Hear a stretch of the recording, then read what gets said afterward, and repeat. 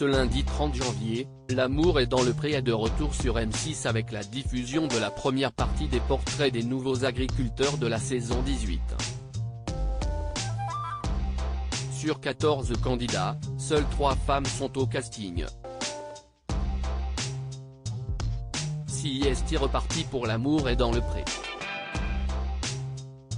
Ce lundi 30 janvier, M6 diffuse la première partie des portraits de la saison 18 de l'émission de dating.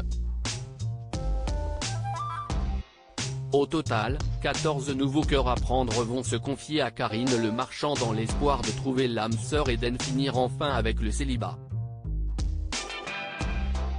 Et cette édition promet encore une fois un défilé d'agriculteurs aux histoires plus touchantes les unes que les autres à l'image de Roméo, un producteur de fourrage de 46 ans qui a dû tout réapprendre après un grave accident de voiture. Et si sans compter sur Patrice, un éleveur de vaches allaitantes de 39 ans, souffrant d'une hémiplégie de naissance. Des parcours de vie compliqués qui ont été un frein dans leur vie amoureuse.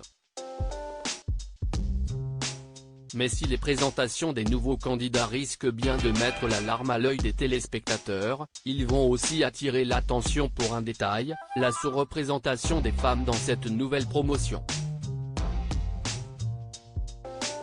Seulement 3 femmes dans L'amour et dans le pré sur 14 participants, seules 3 femmes tentent l'aventure, Anaïs, une éleveuse de chèvres et fromagère de 35 ans, Christine, une éleveuse de chiens et chats de 61 ans, et Perrine, une hélicicultrice de 26 ans. Un trio face à 11 hommes. Autant dire que la parité est loin d'être le fort de L'amour et dans le pré.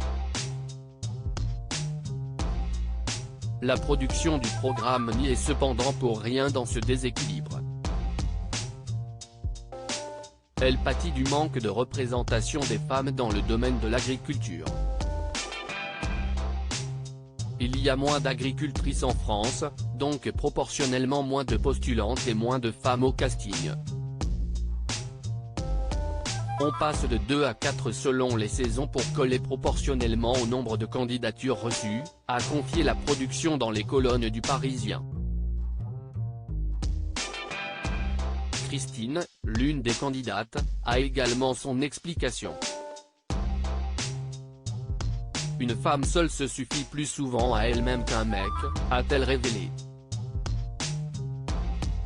Une fois qu'elles ont goûté à la solitude, elles y prennent goût, quitte à avoir des amants de passage de temps en temps.